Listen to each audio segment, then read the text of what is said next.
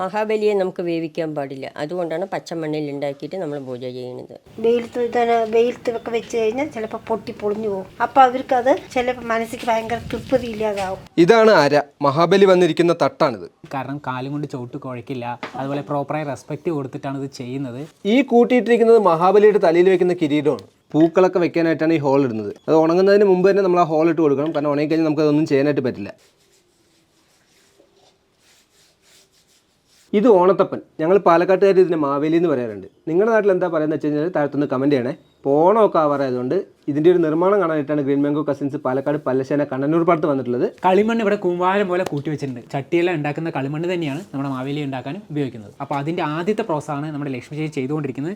ആദ്യം മണ്ണിനെയൊക്കെ അരച്ചെടുത്തു, അതിനുശേഷം കൈ കൊണ്ട് അത് പിടിച്ചെടുക്കണം. അത് മാവേലിയുടെ ഷേപ്പിലേക്ക് പിടിച്ചെടുത്തുകൊണ്ടിരിക്കുകയാണ്. ചേച്ചി ഇത് രണ്ട് മണ്ണാണോ? അതെ, ഇത് നമ്മളിത് കളിമണ്ണും നമ്മുടെ സാധാ പാഴ്മണ്ണും കൂടി ചേർത്തിയാൽ രണ്ടും കൂടി കുഴച്ചിട്ടാണ് നമ്മളത് ഉണ്ടാക്കുന്നത്. അല്ലെങ്കിൽ ഇത് പൊളിഞ്ഞു പോകും. വെയിലത്തൊക്കെ വെച്ച് കഴിഞ്ഞാൽ ചിലപ്പോൾ പൊട്ടി പൊളിഞ്ഞു പോകും. അപ്പോൾ അവർക്കത് ചിലപ്പോൾ മനസ്സിക്ക് ഭയങ്കര തൃപ്തി ഇല്ലാതാവും. ശരിക്കും ഇത് ചെയ്തെടുക്കുന്നതിന് ഒരുപാട് കാര്യങ്ങൾ ഇവർ നോക്കുന്നുണ്ട്. കാരണം കാലും കൊണ്ട് ചവിട്ട് കുഴക്കില്ല, അതുപോലെ പ്രോപ്പറായി റെസ്പെക്റ്റ് കൊടുത്തിട്ടാണ് ഇത് ചെയ്യുന്നത്. ഇതെല്ലാ പ്രോസസ്സും കഴിഞ്ഞ് അമ്പലത്തിൽ കൊണ്ട് പൂജിച്ചിട്ടാണ് ഇത് അതായത് കസ്റ്റമേഴ്സിന് കൊടുക്കുന്നത്.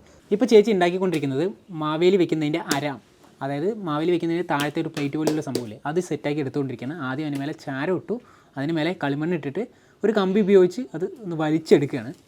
അപ്പോൾ ഒരു കറക്റ്റ് ഒരു ഷേപ്പിൽ കട്ടായി വന്നിട്ടുണ്ട്. 3 സൈസിലുള്ള മാവേലിയും ഇവിടെ സെറ്റാണ്. ഇത് മീഡിയം ലെവലിലുള്ള മാവേലി, ഇത് വലിയ മാവേലി, ഇത് കുഞ്ഞു മാവേലി. 3 സൈസുള്ള മാവേലി കൈ കൊണ്ട് പിടിച്ചെടുത്തെങ്കിലും അത് പ്രോപ്പർ ഷേപ്പല്ല, ഒരു റഫ് ഷേപ്പാണ്. അപ്പോൾ അതെല്ലാം ഒന്ന് ഉണങ്ങിയതിന് ശേഷമാണ് ഇത് പ്രോപ്പറായിട്ട് കറക്റ്റ് മാവേലിൻ്റെ ഷേപ്പിൽ അടിച്ചെടുക്കുന്നത്. 2 ദിവസം മുന്നേ നമ്മളിവിടെ വന്നപ്പോൾ മണ്ണ് റഫായിട്ട് കുഴച്ചിട്ട് ഒരു ഷേപ്പ് മാത്രം ഉണ്ടാക്കി എടുത്തിട്ടുള്ളൂ. ഒന്ന് ഉണങ്ങിയതിന് ശേഷമാണ് ഇപ്പോൾ ചേച്ചി അടിച്ച് പരത്തി അത് വൃത്തിക്കുള്ള ഷേപ്പാക്കി മാറ്റുന്നത്. അപ്പോൾ ആദ്യം ഒരു മണ്ണ് ചെറുതായിട്ടിട്ടതിന് ശേഷം ഒട്ടാതിരിക്കാനായിട്ടാണ് ഈ മണ്ണ് ഇടുന്നത്. അതിനുശേഷം ചേച്ചി കൃത്യമായിട്ട് അതിനൊന്ന് അടിച്ച് ഷേപ്പാക്കി മാറ്റുന്നുണ്ട്. ഇവിടെ പല വലുപ്പത്തിലുള്ള ഓണത്തപ്പൻ ചേച്ചി ഉണ്ടായിക്കൊണ്ടിരിക്കുന്നുണ്ട്. ഇപ്പോൾ ഒരു മീഡിയം സൈസിലുള്ള ഓണത്തപ്പനാണ് ഇപ്പോൾ ചേച്ചി ഉണ്ടായിക്കൊണ്ടിരിക്കുന്നത്. ഈ ഒരു ഓണത്തപ്പനെ അടിച്ച് പരത്തിയതിന് ശേഷം നമ്മൾ അതിനകത്ത് ചെറിയൊരു ഹോൾ ഇട്ട് കൊടുക്കും. അത് പൂക്കളൊക്കെ വെക്കാനായിട്ടാണ് ഈ ഹോൾ ഇടുന്നത്. അത് ഉണങ്ങുന്നതിന് മുമ്പ് തന്നെ നമ്മൾ ആ ഹോൾ ഇട്ട് കൊടുക്കണം. കാരണം ഉണങ്ങിക്കഴിഞ്ഞാൽ നമുക്കതൊന്നും ചെയ്യാനായിട്ട് പറ്റില്ല. അപ്പോൾ ഹോളൊക്കെ ഇട്ടിട്ടുള്ള ഈ ഒരു മാവേലി ഇവിടെ സെറ്റാക്കി വെച്ചിട്ടുണ്ട്. ഇത് 2 ദിവസം ഉണങ്ങാനായിട്ട് വെക്കണം. അങ്ങനെ ഉണങ്ങിയിട്ടുള്ള മാവേലിയാണിത്. ആ ഉണങ്ങിയിട്ടുള്ള മാവേലിയിൽ ഇപ്പം നമ്മൾ റെഡ് കളർ അടിച്ചുകൊണ്ടിരിക്കുകയാണ്. ഇത് സാധാരണ നമ്മൾ നിലത്തൊക്കെ അടിക്കുന്ന കാവി കളറാണ്, റെഡ് ഓക്സൈഡ് എന്ന് പറയും. അപ്പോൾ അതാണ് ഈ ഓണത്തപ്പനിൽ അടിച്ചുകൊണ്ടിരിക്കുന്നത്. വാമനൻ ചവിട്ടി താഴ്ത്തിയിട്ട് മഹാബലി പാതാളത്തേക്ക് പോയതാണ്. ഈ കൊല്ലത്തിൽ ഒരു വർഷം ചിങ്ങത്തിൽ തിരുവോണത്തിന് വരും. അതാണ് നമ്മുടെ ഐതിഹ്യം. മഹാബലിയായിട്ട് നമ്മൾ കണക്കാക്കിയിട്ട് നമ്മൾ ആചരിക്കുകയാണ്. ഇത് എപ്പോഴാണ് നമ്മൾ സാധാരണ വെക്കുക? ഓണത്തിന് സാധാരണ ഓണം, ഉത്രാടം, തിരുവോണം, അവിട്ടം 3 ദിവസം വെക്കും.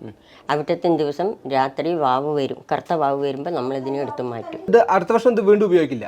ഇത് ഉപയോഗിക്കില്ല. ഇത് നനച്ച് നമ്മൾ ഇപ്പം അങ്ങനെ പണ്ടൊക്കെ പുഴയിൽ നിന്ന് മണ്ണ് ചുവന്ന മണ്ണ് കൊണ്ടുവന്നിട്ടുണ്ടാക്കി. ഇപ്പോൾ ഒരു 10 വർഷമായിട്ടാണ് ഈ മഹാബലി ഇങ്ങനെ കളിമണ്ണ് കൊണ്ട് ഉണ്ടാക്കുന്നത്.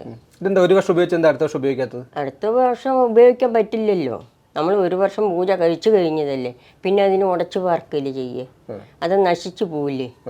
ഇത് മണ്ണല്ലേ, നമ്മൾ ചൂളയിൽ ദഹിപ്പിക്കുന്നില്ലല്ലോ, അപ്പോൾ അത് കരന്നു പോവും. അതുകൊണ്ട് അത് ഉപയോഗിക്കില്ല. അപ്പോൾ മണ്ണിലുണ്ടാക്കിയ ഒരു മാവേലി കളറൊക്കെ കൊടുത്തതിന് ശേഷം ഉണങ്ങി സെറ്റായി കിട്ടിയിട്ടുണ്ട്. അപ്പോൾ ഇങ്ങനെയാണ് മാവേലി വെക്കുന്നത്. ഇത് മാവേലിയുടെ തലയിൽ വെക്കുന്ന കിരീടമാണ്, താഴേക്കുടം. അപ്പോൾ ഇതും ഇവിടെ വെച്ച് കഴിഞ്ഞാൽ സെറ്റായിട്ടുണ്ട്. ഇനി ഇത് നല്ല ഭംഗി കൂട്ടാനായിട്ട് ഈ കാണുന്ന ഹോളുകളിലെല്ലാം നമ്മൾ പൂക്കളും എല്ലാം വെച്ച് അലങ്കരിക്കും. അതിനുശേഷമാണ് നമ്മളിത് ഓണത്തിന് വെക്കുന്നത്. ഈ 3 മാവേലി വെച്ചിട്ട് 4 കുട്ടികൾ ഇങ്ങനെ 4 ഭാഗത്ത് വയ്ക്കും. ഇങ്ങനെ 4 ഭാഗത്ത് വയ്ക്കും. പിന്നെ പൂക്കുത്തും. അപ്പം നമ്മൾ ഓരോന്ന് സങ്കല്പിക്കും. 4 ഭാഗത്ത് വെച്ച് 4 ആൾക്കും പൂജ കഴിക്കും. 3 വലിയ മാവേലി, 4 ചെറിയ മാവേലി ഇത് വെച്ചിട്ട് പൂജ കഴിക്കുക. മാവേലി നാട് വാണിടും കാലം മനുഷ്യർ എല്ലാവരും ഒന്നുപോലെ. മലയാളികളെല്ലാം ഒരുമിച്ച് ആഘോഷിക്കുന്ന ഒരു ഓണം എത്തി. അപ്പോൾ മാവേലിക്ക് വേണ്ടിയുള്ള ഓണത്തപ്പനാണ് ഇവിടെ സെറ്റാക്കി വെച്ചിരിക്കുന്നത്. ഒരുപാട് ദിവസങ്ങളിലെ പ്രോസസ്സ് കഴിഞ്ഞിട്ടാണ് ഈ മാവേലി ഇവിടെ സെറ്റായിരിക്കുന്നത്. അപ്പോൾ എല്ലാ മലയാളികൾക്കും ഗ്രീൻ മാംഗോ കസിൻസിൻ്റെ ഹൃദയം നിറഞ്ഞ ഓണാശംസകൾ. അപ്പോൾ ഈ വീഡിയോ ഇഷ്ടപ്പെട്ടെന്ന് വിചാരിക്കുന്നു. അടുത്ത വീഡിയോയിൽ കാണുന്നതായിരിക്കും. Bye bye.